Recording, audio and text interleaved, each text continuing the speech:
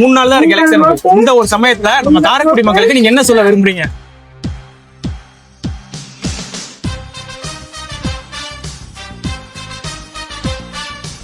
இந்த பகுதிக்கு தேவையான, அந்த மக்களுக்கு தேவையான திட்டங்களை கடந்த 5 ஆண்டுகளில் எப்படி நிலைத்த நீடித்த திட்டங்களை எல்லாம் நமக்கு அர்ப்பணித்தார்களோ அதே போன்று வருங்காலங்களிலும் நிறைய திட்டங்களை கொண்டு வருவதற்கு நான் முயற்சி எடுப்பேன்.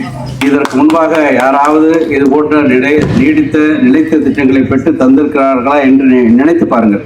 சகோதரி கேமலதாசன் அவர்கள் சொன்னது போல இந்த பகுதிக்கு தேவையான சட்டமன்ற உறுப்பினர் நிதியும் பாராளுமன்ற உறுப்பினர் நிதியெல்லாம் கொடுத்தாச்சு. நீங்கள் எல்லாரும் வாக்களிப்பீங்க, அது சந்தேகம் இல்லை.